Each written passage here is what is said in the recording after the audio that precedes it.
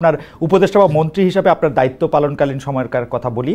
প্রথম মানে কিছু অভিযোগও বলি না আসিফ, যেমন ধরেন মন্ত্রী হিসাবে মানে আসলে উপদেষ্টা তো মন্ত্রীর পদমর্যাদা সমান, আপনি যেসব সরকারি নিরাপত্তা থাকে তার সবই আপনি পাচ্ছেন, তারপরও আপনি আগ্নেয়াস্ত্রের লাইসেন্স নিয়েছেন সেটি মানে ঠিকই আছে, সরকারি পদবীর যোগ্যতা বলে তাই আপনি নিয়েছেন, কিন্তু মন্ত্রীর যে নিরাপত্তা ব্যবস্থা তার সেই সময় আপনি ভরসা রাখতে পারেননি, ভুলে আপনি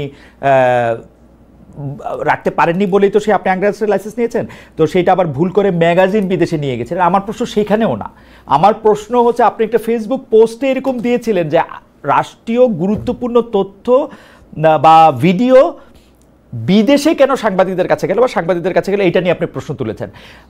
আপনার কাছে কি মনে হয় এই প্রশ্ন তোলাটা ঠিক আছে? মানে আমরা না মানে যে কোনো সাংবাদিকই যে কোনো জায়গায় তো যে কোনো তথ্য পেতে পারেন, আপনি ওইটা আপনার কাছে একটা বড় বিষয় কেন মনে হলো যে বিমানবন্দর থেকে এই ভিডিওটা যেখানে গেছে আপনি সেটা ব্যাখ্যা দিয়েছেন, কিন্তু এটা ভুল করে গেছে, তারপরে এটা কিভাবে সেটা চলে গেছে সেটার ব্যাখ্যা আপনি দিয়েছেন, কিন্তু আপনি ভিডিওটা কেমনে গেল সেইটার ব্যাপারে আপনি কেন দৃষ্টি দিলেন? প্রথমত কারেকশন হচ্ছে ওই ইয়াটা ম্যাগাজিন বিদেশে যায়নি, বাংলাদেশের বিমানবন্দরে। আমি বিদেশে যাইছি এটা বলি নাই, বাংলাদেশে এয়ারপোর্টে ধরা পড়ছে। ঠিক আছে, হ্যাঁ সেটা স্ক্যানিং এ এসেছে। তো এটা আসলে ওই সেদিন আমি একদম ভোরে আমার নিজের ব্যাগ তো নিজেরই গুছাতে হয়, তো গুছাতে হচ্ছিল যে কারণে আমি ইয়াটা পিস্তলটা বাইরে রাখলো, ম্যাগাজিনটা আসলে রাখতে ভুলে গেছিলাম বাইরে, তো সেটা চলে গিয়েছিল ভুলবশত। এটা আনইনটেনশনাল ছিল, কারণ ম্যাগাজিন দিয়ে আমি আসলে কি অ্যাচিভ করব, বাট এটা একটা ভুল তো অবশ্যই ছিল। তবে দেখেন খালেদ ভাই, যে আমাদের এয়ারপোর্ট তো একটা গুরুত্বপূর্ণ এবং সিকিউরড একটা জায়গা, এয়ারপোর্টের একদম বোর্ডিং এর জায়গাটা, সেটা আমি মানে ইভেন আমি ট্রানজিটে ইস্তাম্বুল নামার কথা, ইস্তাম্বুল নামার আগে ইস্তাম্বুল নেমেই আমি দেখলাম যে সেটা সোশ্যাল মিডিয়ায় চলে আসছে। তো মানে এটা আমি একটা জায়গায় পয়েন্ট করতে চাইছি যে আসলে আমি উপদেষ্টা থাকা অবস্থাতেও সার্ভেইলেন্সের মানে আমি তো আপনাকে প্রথমেই বললাম যে ক্ষমতার কেন্দ্রগুলো তো বিভিন্ন জায়গায়, আমি উপদেষ্টা থাকা অবস্থায় আমার প্রতি যে ধরনের সার্ভেইলেন্স করা হয় এবং মানে সরকারের দায়িত্ব থেকে রাষ্ট্রের সার্ভেইলেন্সের না, আমি একটু জানতে চাই এই সার্ভেইলেন্সটা কি আপনার আনন্দ দেয় না? মানে প্রায় একই রকম সার্ভেইলেন্সে মার্কিন রাষ্ট্রপতিও থাকেন, মানে যারা যত বেশি গুরুত্বপূর্ণ তারা তত বেশি সার্ভেইলেন্সে থাকেন। আপনি তো আর চুরি করতেছেন না, আপনি তো আর ডাকাতি করতেছেন না, আপনি সার্ভেইলেন্সে থাকলে কি অসুবিধা? না, সার্ভেইলেন্স থাকলে তো অসুবিধা না, কিন্তু এটাকে তো আপনার নেগেটিভলি ফ্রেমিং, মনে করেন আমি কোথাও একটা খেতে গেলাম, হ্যাঁ, তো এটা তো আমার জন্য একটা দৈনন্দিন জিনিস, আমি তো খাইতে যাইতেই পারি, এই স্বাধীনতা আমার থাকা উচিত, কিন্তু এইটাকেও তো ভিন্ন ভাবে ফ্রেমিং করা। আমি কয়েকদিন আগে ইয়াতে একটা পোস্ট দেখলাম যে আমি এক জায়গায় বসে আমরা মানে 4-5 জন খাইতেছি, তো একটা গুমনাম পেজ, বাট ওটা আমাকে নিয়ে পোস্ট দেওয়ার কারণে ওই পোস্টটা ভালো রিচ হয়েছিল। তো ওইখানে কিন্তু না, আপনি খাইতে গেছিলেন হচ্ছে আপনার ওই বন্ধুদের সাথে যারা এখন এনসিপি নামক রাজনৈতিক দলটার সাথে সব না ওইটা না, ওরা ওই ইয়াতে ওরা ছাত্র অধিকার পরিষদ আমার সাথে ছিল, পরবর্তীতে ওরা বাকচাষের এখন গণতান্ত্রিক ছাত্র সংসদের সাথে। হ্যাঁ, তো মানে ওইখানে টেবিলের মধ্যে শুধু পানির বোতল ছিল, কিন্তু ওই পোস্টে উল্লেখ করা হয়েছে যে আসিফ মাহমুদ হচ্ছে মদ খেয়ে, আসিফ মাহমুদের সহযোগীরা সব মদ খেয়ে মাতালো। তো এটা যে ফ্রেমিং করাটা হচ্ছে, যে সার্ভেইলেন্স করে এটাকে ফ্রেমিং করা, তো এইটা তো প্রবলেমেটিক এবং এটা এক ধরনের পারসেপশন তৈরি করে। প্রত্যেকটা জিনিস তো আপনি বা আমি বসে বসে উত্তর দিতে পারবো না। না, আপনার কাছে কি এটা মনে হয় না যে ধরেন আপনি বাংলাদেশে, মানে আমি সাংবাদিকতা করি বলে আমি দেখি যে বাংলাদেশে যে কয়জন একজন তারকা আছেন, আপনি তার মধ্যে সবচেয়ে বড় তারকাদের একজন এখন, সেটা জুলাই আন্দোলনের জন্য হোক, পরে আবার সরকারে যাওয়ার কারণে হোক, সেই জন্য এই ধরনের ইয়া তো থাকারই কথা। কিন্তু আপনার ইঙ্গিতে কি এইটা ছিল যে এই সার্ভেইলেন্সটা সরকারের ভিতরে যে অনেকগুলি কেন্দ্র বা সরকার তাদের কেউ করতেছে? আমি আরো সরাসরি বলি, এটা কি কোনো গোয়েন্দা সংস্থাকে আপনি ইঙ্গিত করেছিলেন? হ্যাঁ, আমি এর আগেও বলছি যে কিছু রিপোর্টের ব্যাপারে আমি একটা সংবাদ সম্মেলনে বলছিলাম যে আমাকে হাউস থেকে যোগাযোগ করে বলা হয়েছে যে এইটা তো আমাদেরকে চাপ দিছে করার জন্য, এবং এটা টেক্সটটা হুবহু আমি হাউসে ফোন করে জিজ্ঞেস করছিলাম যে আপনারা যে একটা নাম্বার লিখলেন এখানে, এটা কিসের রেফারেন্সে লিখছেন? আপনাদের ইয়াতে তো রিপোর্টে তো লেখা জানা গেছে, জনশ্রুতি আছে, এই কিসের রেফারেন্স আপনারা লিখলেন? তখন বললো এটা আমাদেরকে একটা গোয়েন্দা সংস্থা থেকে দিয়ে চাপ দেওয়া হয়েছে এটা রিপোর্ট করার জন্য। তো এই যে এটা তো সরাসরি আছে, আমি সরাসরি কয়েকবার বিভিন্ন জায়গায় বলছি, এবং এইটাকে এই মানে আমরা এমন একটা কমপ্লেক্স সিচুয়েশনের মধ্যে আছি যেখানে আসলে আমার কোনো প্রতিষ্ঠানও আমার বিরুদ্ধে আসলে কাজ করছে কিনা এটাও আসলে বোঝা অনেক সময় মুশকিল হয়ে যায় আর কি। খুবই ইন্টারেস্টিং। তবে আমি আপনাকে একটা তথ্য হিসেবে একটা জিনিস জানায় রাখি, সরকারের মানে সরকারের ভিতরকার অঙ্গগুলি আসলে এভাবেই কাজ করে। মানে আমি আপনাকে দায়িত্ব নিয়ে বলতে পারি, সরকারের অনেক মানে বিগত সরকারের অনেক মন্ত্রীর বিরুদ্ধে যেসব রিপোর্ট হয়েছে তার অনেকগুলি আবার গোয়েন্দা সংস্থাও দিয়েছে। আবার এইটা কিন্তু সব সরকারের সময় করা হয়। যেমন ধরেন নাইকো দুর্নীতির সঙ্গে বিএনপির জ্বালানি প্রতিমন্ত্রী যে সম্পৃক্ত ছিলেন সেটা গোয়েন্দা সংস্থার সরবরাহ করার রিপোর্ট। এরকম নানাভাবে এটা একটার মধ্যে থেকে একটা এরকম হইতে থাকে। এটা চেক এন্ড ব্যালেন্সের জন্য সরকার প্রধান হিসেবে করে, কিন্তু সেটা নিয়ন্ত্রণ রাখার জন্য জাতীয় স্বার্থে না, জাতীয় স্বার্থের বিষয় হলে কোনো সমস্যা নেই। আমি মনে করেন কোথাও জাতীয় স্বার্থে ভঙ্গ করার জন্য কোনো বিদেশি কারোর সাথে মিটিং করতেছি, গোপন বৈঠক করতেছি, সেটা আপনি ফাঁস করেন, সমস্যা নেই। কিন্তু আপনি আমার একেবারেই ব্যক্তিগত বিষয় যেটাকে আপনি নেগেটিভলি ফ্রেমিং করার জন্য করছেন, এটা তো নীতি বহির্ভূত হয়। অবশ্যই নীতি বহির্ভূত হয়। এবং আপনি সন্দেহ করছেন যে সরকারের ভিতরের যে অংশটুকু মানে মানে হ্যারি পটারের ভাষায় বলতে হয় যাদের নাম আমরা নিতে পারতেছি না প্রমাণের অভাবে, সেরকম কাউরেই আপনি সন্দেহ করতেছে, মানে ধরেন সামরিক গোয়েন্দা বাহিনী বা ওরকম কোনো কিছু, নাকি আপনাকে ফ্রেমিং?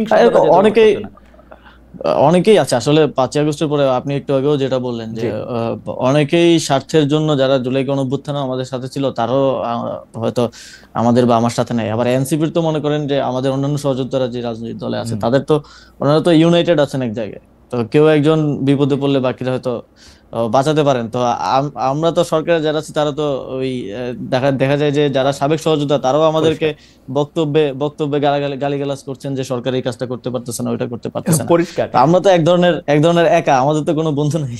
পরিষ্কার। আমি এই জিনিসটা খেয়াল করলাম, জনাব মাহফুজ আলম কয়েকদিন আগে একটা স্ট্যাটাস দিয়েছিলেন, ফেসবুক স্ট্যাটাস, সেখানেও তিনি প্রায় একই ধরনের কথা বলছিলেন যে আসলে মানে নতুন রাজনৈতিক দলকে তিনি ইঙ্গিত করেছিলেন, এই নানা ধরনের দুর্নীতির প্রসঙ্গ তিনি ইঙ্গিত করেছিলেন। আপনারা কি সত্যি মানে এরকম সরকারের মধ্যে থেকে যদি এরকম ভালনারেবল থাকেন তাহলে তো আপনাদের আসলে মানে আমরা যারা আপনাদেরকে সমর্থন দিয়েছিলাম তাদের কি কিছু করার আছে এই ব্যাপারে? মানে এটা কি হতে পারে সেটা আমার একটা জানার ইচ্ছা, যদি আপনাদেরকে আসলেই ফ্রেম করা হয়, আসলেই যদি আপনারা এটার মধ্যে থাকেন।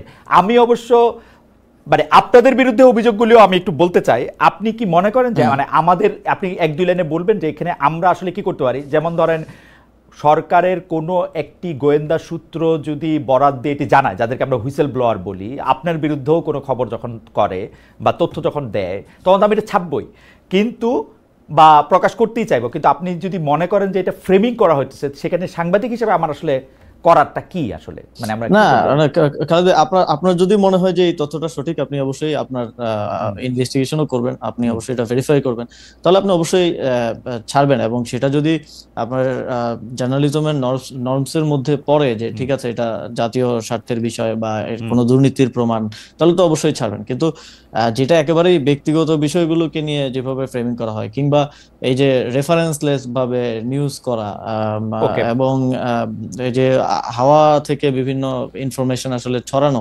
যেটা হচ্ছে আপনার কাছে হয়তো টিভি চ্যানেল আছে বা আপনার কাছে সেই সক্ষমতা আছে, সেই এস্টাবলিশমেন্ট আছে বলেই যে সেটা করবেন, এটা তো অনুচিত। যেমন মনে করেন যদি বাংলা ভিশনের লাস্ট যে রিপোর্টটা আমাকে নিয়ে, বিশেষ করে আমার বাবাকে নিয়ে করা হলো, এটার বিষয়ে যদি আমি বলি যে আপনিও তো দেখছেন, আপনি একজন জার্নালিস্ট হিসেবে, আমি এটা প্রসঙ্গে আলাদা করে আসবো, কারণ এই ব্যাপারগুলি আপনি আসলে বাংলা ভিশন, ইশাক আহমেদ, তার মালিক, তার নানা রকম বিষয়ে জড়িয়ে গেছে, সেটা আমি একটু ধারাবাহিকভাবে আসি, এটা আপনি একটু রাখুক, এখানে থাকুক, কারণ আমি এটাতে আপনাকে প্রশ্নই করতে চাই। আমাদের অনেক দর্শক আপনি আসবেন শুনে এইসব প্রশ্নগুলি আমাকে করতে বলেছেন, আমি এই প্রশ্নগুলি করবো আপনার বাবাকে নিয়ে, আপনার এপিএস হ্যান ত্যান এগুলি নিয়ে, এগুলি আমি করবো, কিন্তু আমি একটু আসি।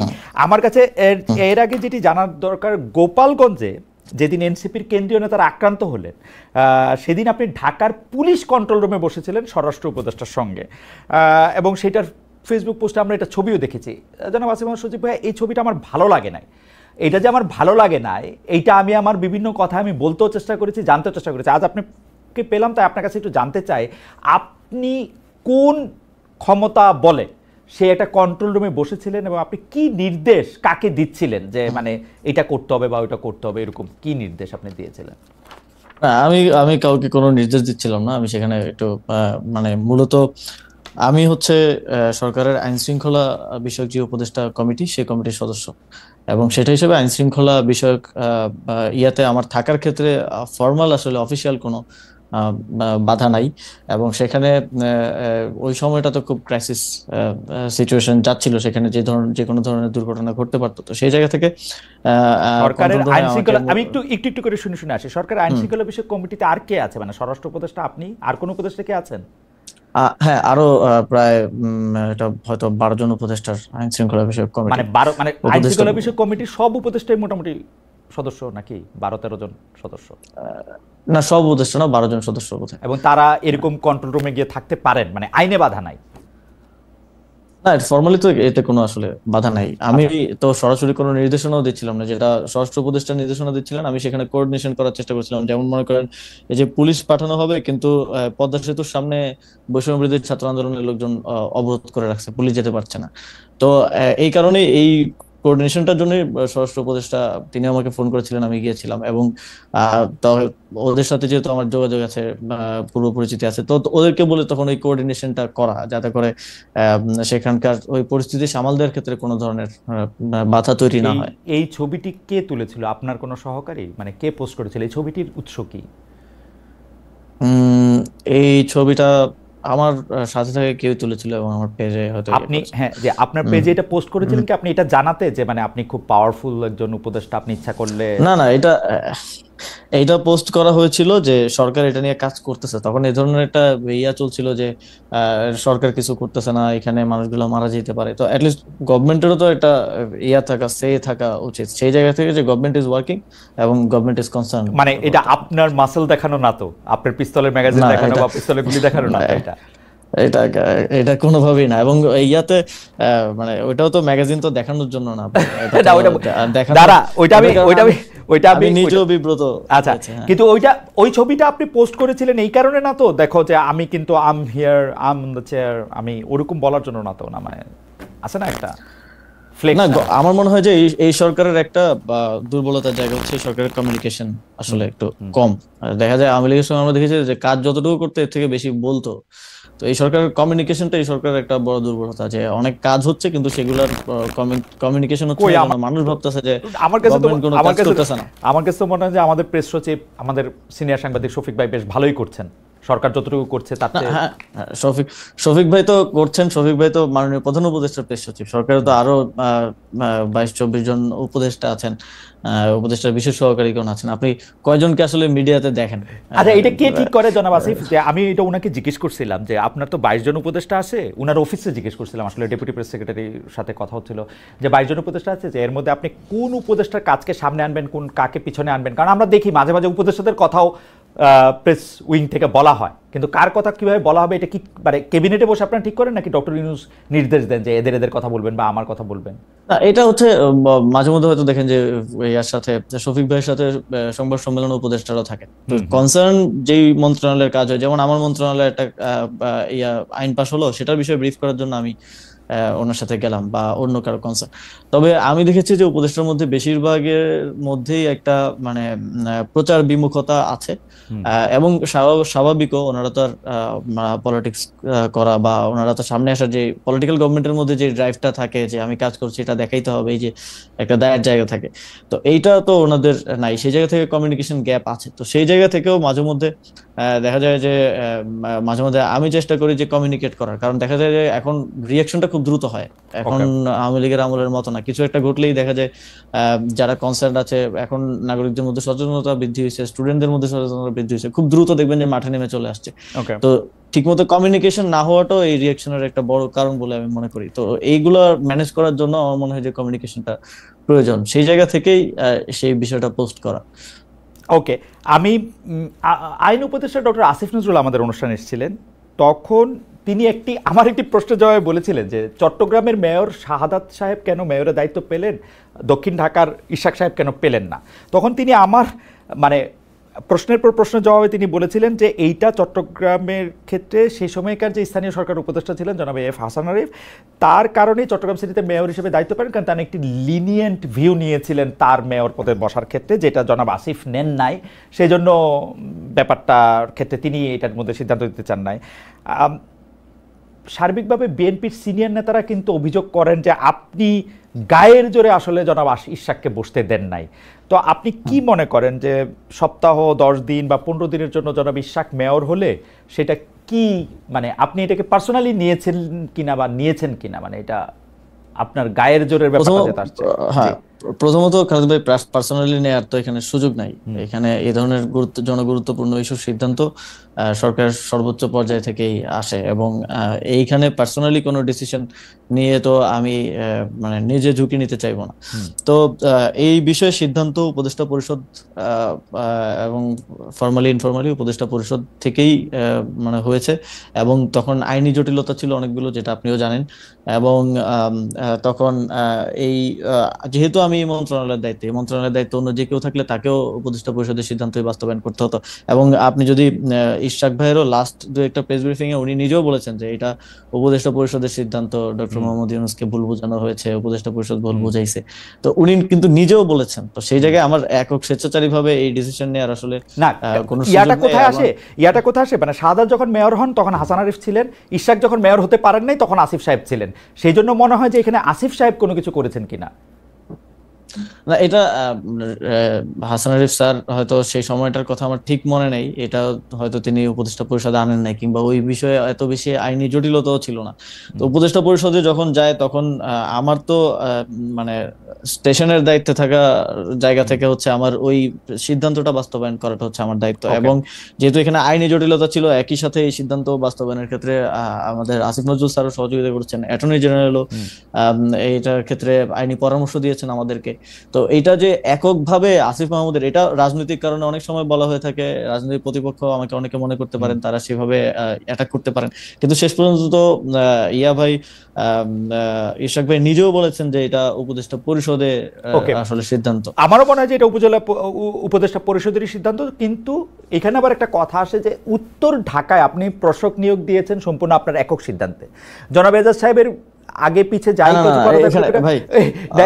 এইটা নিয়ে কি আপনি একটু বলবেন? ইদানিং আবার শুনতেছি যে এজাজ সাহেব আপনার এবং সৈয়দা রেজানা হাসান যিনি আরেকজন উপদেষ্টা, তাদের দুইজনের একক পছন্দ, তাদের আপনি একটু ভাই এজাজ ভাইয়ের নিয়োগটাও কিন্তু উপদেষ্টা পরিষদের সিদ্ধান্ত। এটা কোনো মানে এটা তো ফর্মাল এজেন্ডা উত্থাপন হয় নাই, কিন্তু উপদেষ্টা পরিষদের বিবিধে এই বিষয়ে আলোচনা হয়েছে। এবং ওই দিন আমি কোনো একটা কারণে আমি হয়তো সফরে ছিলাম, আমি উপদেষ্টা পরিষদের ওই বৈঠকে ছিলাম না, ইভেন ওই উপদেষ্টা পরিষদের বৈঠকে আমি নিজে ছিলাম না। তো সেই উপদেষ্টা পরিষদের সিদ্ধান্ত হয়েছে, আমাকে সিদ্ধান্ত জানানো হয়েছে, আমি সেটা বাস্তবায়ন করেছি। তো এখন এইটা তো পারসেপশন, ওই যে বললাম যে রাজনৈতিক কারণে পারসেপশন তৈরি করা হয় যে একক সিদ্ধান্ত এত বড় জায়গায় আসলে নেওয়ার সুযোগ নেই। যদি একক সিদ্ধান্ত নেওয়ার সুযোগ থাকতো আমি লোকাল গভর্নমেন্ট ইলেকশন দিয়ে দিতাম, আরো অনেক কিছু। আপনার কাছে কি মনে হয় না ডক্টর মোহাম্মদ ইউনূস যদি তার কোনো একটা বক্তব্যে বা কোনো জায়গায় কোনো কিছুতে যদি এটা পরিষ্কার করতেন যেটা উপদেষ্টা পরিষদের সিদ্ধান্ত, তাহলে আপনার উপর এতগুলি জিনিস আসতো না, এবং ডক্টর মোহাম্মদ ইউনূস ইচ্ছা করে বা ডক্টর মোহাম্মদ ইউনূসের অন্যান্য উপদেষ্টা পরিষদ ইচ্ছা করে এটা জনাব আসিফের উপরে আনতেছেন, এরকম আপনার মনে হয়? এখানে হয়তো সরকার থেকে আরো ভালো কমিউনিকেশন করার সুযোগ ছিল। এটা উনি নিজে না বলেও উনার প্রেস সচিবকে দিয়ে ওটা বলাতে পারতেন। আমি কিন্তু এটা এখন পর্যন্ত, মানে আপনি ঠিকই বলেছেন, ইশাক সাহেব বলেছেন যে এটা উপদেষ্টা পরিষদের সিদ্ধান্ত, কিন্তু উপদেষ্টা পরিষদের কারো মুখে বা এর কাছে কিন্তু শুনে আমার মানে প্রফেসর আসিফ নজরুল আমার উপর্যুপরি প্রশ্নের জবাবে তিনি বলেছেন যে তখন হাসান আরিফ এটা খেয়াল করেন নাই, এবারে আসিফ সাহেব সেটা খেয়াল করেছেন। স্পষ্ট, আমি সত্যি মানে সামারি করলে এরকমই দাঁড়ায় কথাটা। তো আমার কাছে মনে হয়েছে যে আমি জনাব হাসান আরিফকে অনেকদিন ধরে চিনি, আমার কাছে মনে হয়েছে যে যেটি জনাব হাসান আরিফের কাছে মনে হইলো যে না আইনি বিষয়ে এটি চলতে পারে, সেটি জনাব আসিফের যখন মনে না হইলো, তার মানে উনি ব্যক্তিগতভাবে ব্যাপারটা নিলেন। এটাকে আপনার মনে হয় না এটা পরিষ্কার করা দরকার ছিল সরকারের? হ্যাঁ, সরকারের পক্ষ থেকে আরো বেটার কমিউনিকেশন হতে পারতো, যেটা হয় নাই আনফরচুনেটলি। তবে এখানে আসলে ব্যক্তিগতভাবে আমি যেটা বারবার বলছি যে ব্যক্তিগতভাবে সিদ্ধান্ত নেওয়ার কোনো সুযোগই নেই। এত বড় গুরুত্বপূর্ণ বিষয়, যেই বিষয় নিয়ে যমুনার সামনে মানে যমুনা পর্যন্ত ব্লকেড হয়ে গেল, অবরোধ হয়ে গেল, এরকম বিষয় নিয়ে আমি আসিফ মাহমুদ একা সিদ্ধান্ত নিয়ে নিব, এটা আসলে মানে এটা আমি মনে করি না যে কোনো সচেতন মানুষ এটা বিশ্বাস করবে। করবে। ইভেন যেহেতু মানে ইশরাক ভাইও বলছে, এটা খুব ক্লিয়ার যে এটা উপদেষ্টা পরিষদের সিদ্ধান্ত ছিল, এবং এজাজ ভাইয়ের নিয়োগটাও উপদেষ্টা পরিষদের সিদ্ধান্ত ছিল, এবং ওই দিন উপদেষ্টা পরিষদের ওই বৈঠকে পর্যন্ত আমি উপস্থিত ছিলাম না। আমার কাছে যেহেতু আমি স্টেশনের দায়িত্বে আছি, সেই জায়গা রাইট থেকে আমার হচ্ছে সিদ্ধান্তগুলো বাস্তবায়ন করতে হয়। আমার এখানে একটা রাজনৈতিক অ্যাঙ্গেল দেওয়ার চেষ্টা করা হয়, রাজনৈতিক বিভিন্ন অ্যাবসলিউটলি ব্যাপার এখানে আছে। অ্যাবসলিউটলি। এবং বাংলা ভাষায় এই প্রবাদটাকে আমরা বলি যে পরের ঘাড়ে বন্দুক রেখে পাখি শিকার করা। এখানে আমরা আমরা আমরা একটু আপনার কাছে আসি। সেইটা হচ্ছে যে সম্প্রতি মুরাদনগরে মানে ইনসিডেন্টালি আমি জনাব আসিম সজীব ভাই আপনার কাছ থেকে আরেকটু বেশি সময় আমি একটু চেয়ে নিচ্ছি, যে কারণ আমরা একটু আরও কিছু প্রশ্ন আপনার মধ্যে। সম্প্রতি মুরাদনগর এবং ইনসিডেন্টালি মুরাদনগর আমারও উপজেলা, মানে আমার পিতামহ সেই উপজেলা থেকে এসছেন, আমার বাবা দাদা যাদেরকে বলে আর কি। তো আমারও কিছু খবর পাওয়ার কিছু নিজস্ব সোর্স আছে, তো সেই জন্য আমি দায়িত্ব নিয়ে বলছি যে এইটা আসলে সরকারের সাপ্লাই করা কোনো সোর্স না। তো সেই জন্য আমি বলতেছি যে এই কথা তো ঠিক যে একই পরিবারের তিনজনের হত্যা, চাঁদাবাজি, সালিশ বাণিজ্য যেমন নানা অভিযোগ ইউপি চেয়ারম্যান শিমুল বিল্লালের বিরুদ্ধে আসে। মানে মানে সারা দেশে আওয়ামী লীগের রাজনীতিতে জড়িত চেয়ারম্যান কেউ পলাতক, কেউ জেলখানায়, অনেককে চেয়ারম্যান থেকে বহিষ্কার করা হয়েছে, কিন্তু শিমুল বিল্লাল কিভাবে টিকে গেলেন? এখন এই কথা এই কারণে আসছে যে সরি শিমুল সাহেবের যে এইটা আসছে এরকম, সেইটার জন্য আপনার বাবা তাকে শেল্টার দিচ্ছেন, এবং আপনার বাবা তাকে শেল্টার দিচ্ছেন যে ক্ষমতা খাটিয়ে, সেই ক্ষমতার নাম হচ্ছে আসিফ মোহাম্মদ সজীব ভুঁইয়া। আপনি কি একটু বলবেন যে এই একটা নৃশংস অপরাধ, আমি বাংলা ভিশনের যে কি দেখানো হয়েছে সেখান থেকে আলাদা করে আমি যতটুকু জিনিস সম্পর্কে শিওর হতে পেরেছি শুধু ততটুকু জিনিসই আপনাকে বললাম, যে তিনজন, তার হত্যা, চাঁদাবাজি, সালিশ বাণিজ্য, ইউপি চেয়ারম্যান, সে আওয়ামী লীগ আমলে ছিল, সবটা মিলে যদি আপনি এটা বলতেন যে আপনার বাবা তাকে সেটা দিচ্ছেন কিনা, এবং আপনি আপনার পলিটিক্যাল গেইনকে সামনে রেখে আপনার বাবা বিএনপির এগেনস্টে আওয়ামী লীগের লোকজনকে দিয়ে একটা পলিটিক্যাল একটা জায়গা তৈরি করতে চাচ্ছেন কিনা? আচ্ছা, প্রথমত হচ্ছে এই যে আমরা এই সরকার দায়িত্বে আসার পরে, তখন হাসান আরিফ স্যার দায়িত্বে ছিলেন স্থানীয় সরকার বিভাগে, তখন পৌরসভা, জেলা পরিষদ, উপজেলা পরিষদ, সিটি কর্পোরেশন, এই সবগুলো হচ্ছে ভেঙে দেওয়া হয়েছিল অধ্যাদেশ জারি করে এবং পরবর্তীতে পরিপত্র জারি করে। কিন্তু ইউনিয়ন পরিষদ ভাঙা হয় নাই। ইউনিয়ন পরিষদ ভাঙা হয় নাই এই বিবেচনায় যে এতগুলো ইউনিয়ন পরিষদে পরিচালনার মতো যথেষ্ট পর্যাপ্ত মানে প্রশাসক দেওয়ার মতো পর্যাপ্ত অফিসার আমাদের আসলে ফিল্ড পর্যায়ে নাই, সেই কারণে ইউনিয়ন পরিষদ ভাঙা হয় নাই। এবং ইউনিয়ন পরিষদের ক্ষেত্রে যারা পলাতক ছিল, যেহেতু ভাঙা হয় নাই, অধ্যাদেশ পরিবর্তন হয় নাই, সেহেতু যে কাউকে যে কোনো সময় বের করে দেওয়ার সুযোগ নাই। যারা পলাতক ছিল তাদের ক্ষেত্রে স্পষ্ট উল্লেখ আছে 60 দিন স্টেশনে উপস্থিত না থাকলে তাকে বরখাস্ত করা যাবে। সেই প্রক্রিয়ায় অনেককে বরখাস্ত করা হয়েছিল। কিন্তু শিমুল বিল্লালের ঘটনা আমি পরবর্তী খোঁজ নিয়ে যতটুকু জেনেছি, তিনি স্বতন্ত্র প্রার্থী হিসেবে ইলেকশন করেছেন, এবং তিনি 5 আগস্টের পরে পলাতক ছিলেন না একদিনের জন্য, তিনি স্টেশনেই ছিলেন। তো নিয়ম অনুযায়ী আসলে তাকে করা হয় নাই। এবং এই যে একটা রিপোর্টে বলা হয়েছে যে সব ইউনিয়ন পরিষদ চেয়ারম্যানদেরকে অপসারণ করা হয়েছে, এটা সম্পূর্ণ মিথ্যা। এই সংক্রান্ত ইউনিয়ন পরিষদ অধ্যাদেশ তখন করা হয় নাই, তখন অ্যামেন্ডমেন্টও করা হয় নাই এবং পরিপত্র জারি করা হয় নাই। ইউনিয়ন পরিষদগুলো আগের মতোই বহাল ছিল। শুধুমাত্র যারা পলাতক ছিল, স্টেশনে ছিল না, যাদের বিরুদ্ধে অনাস্থা এসেছে, আইন অনুযায়ী তাদেরকে অপসারণ করা হয়েছে। আপনি কি বলতে চাচ্ছেন যে জনাব শিমুল বিল্লাল আওয়ামী লীগের রাজনীতির সাথে জড়িত ছিলেন না? আওয়ামী লীগের রাজনীতির সাথে জড়িত ছিল কিনা আমি জানি না, তবে স্বতন্ত্র প্রার্থী ছিল এতটুকু আমি জানি। আচ্ছা, তিনি স্বতন্ত্র প্রার্থী হিসেবে নির্বাচনে জয়ী হয়েছেন যতদূর আমি জানি। এবং শেল্টারের বিষয় যেটা বলা হয় যে ওই যে একটা ছবি দিয়ে হচ্ছে বলা হয় যে শেল্টার দেওয়া হচ্ছে, ওই ছবিটা কিন্তু ওই ঘটনারও আরো অনেকদিন আগের, এবং ছবিটা দেওয়ার সময় খুব ক্লেভারলি ওই যে নিচে যে ডেট লেখা থাকে, অনেক ফোন দিয়ে ছবি তুলে ডেট লেখা থাকে, ওই ডেট এন্ড টাইমটা আসলে কেটে দেওয়া হয়েছে। আমার কাছে ডেট এন্ড টাইম সহ ছবিটা আছে। তো এখানে একটা পারসেপশন তৈরি করা হয়েছে এই জায়গা থেকে। তো ঘটনা আমি স্থানীয় প্রশাসন, পুলিশ সবার সাথে কথা বলে যতটুকু জেনেছি, এই ঘটনাটা যেদিন ঘটে, এবং বাদীর স্টেটমেন্টও আমি পেয়েছি যে যিনি ভিকটিম তিনিও বলেছেন যে আগের রাতে 2টায় ওইখানকার যিনি বিএনপির উপজেলা যুগ্ম আহ্বায়ক এবং ওই ইউনিয়ন পরিষদের সাবেক চেয়ারম্যান, তার বাসায় ওই বৈঠকটা হয়, যে বৈঠকে আসলে হত্যার বা হামলা করার সিদ্ধান্ত হয়েছিল। শাহ আলম তিনি কিছুদিন আগে অ্যারেস্ট হয়েছেন। ওই বৈঠকে এখন যাকে আওয়ামী লীগের চেয়ারম্যান বলা হচ্ছে শিমুল বিল্লাল, তিনিও উপস্থিত ছিলেন ওই বৈঠকে। ওই ওয়ার্ডের মেম্বার উপস্থিত ছিল, ওই এলাকাবাসীর যারা মাথা আছে সবাই উপস্থিত ছিল। রাত 2টা বাজে বৈঠক হয়। এইটা কিন্তু হচ্ছে বাদীর স্টেটমেন্ট, আমার কাছে স্টেটমেন্ট অডিও রেকর্ড আছে। এটা বাদী নিজে বলছেন যে ওই বাসায় বৈঠক করে হত্যার সিদ্ধান্ত হয়। এবং প্রথম 15 দিনের বক্তব্য যদি দেখেন ভিকটিম ফ্যামিলির, কোথাও আমার নাম কিংবা আমার বাবার নাম নাই। এবং যেই ব্যক্তি এই ঘটনায় তার স্ত্রী হারিয়েছে, 2 সন্তান হারিয়েছে, তার স্টেটমেন্ট আছে, ছোটখাটো মিডিয়াতে এসেছে, যে তিনি বলছেন যে তাদেরকে এই ঘটনা ঘটার পরে বিএনপির নেতাকর্মীরা তাদের বাসায় যান, তাদেরকে নানাভাবে চাপ প্রয়োগ করেন, কুপরামর্শ দেন, উপদেষ্টার বাবা এবং উপদেষ্টার নাম মামলায় অন্তর্ভুক্ত করতে বলেন, কিন্তু তারা সেটাতে আপত্তি দেন এবং সেটা তারা করেননি। কিন্তু পরিবারের আরেকাংশকে এবং তার মেয়ের ব্যাপারে যখন আমরা বিভিন্নভাবে তার সাথে কথা বলার চেষ্টা করি, তিনি বলেন যে তার মেয়েকে তিনি আর সেই সময়ের পর থেকে পাচ্ছেন না, তার মেয়ে অন্য জায়গায় আছে। এবং এই যে বিভিন্ন ধরনের স্টেটমেন্ট, বক্তব্য, যেটা প্রথম 15 দিনে আসে নাই। আপনি তো যে কোনো ক্রাইমের ইয়ার ক্ষেত্রে যদি আপনি ভিকটিমের বক্তব্য নেন, তাহলে তো আপনার ফার্স্ট বক্তব্যটা বিশ্বাসযোগ্য হওয়া উচিত, যেটা পরবর্তীতে তাদেরকে। এবং আমরা এটা কি এরকম হতে পারে জনাব ভূঁইয়া, এটা কি এরকম হতে পারে যে প্রথম দিকে আপনার ভয়ে তারা সত্যি কথা বলতে পারেন নাই?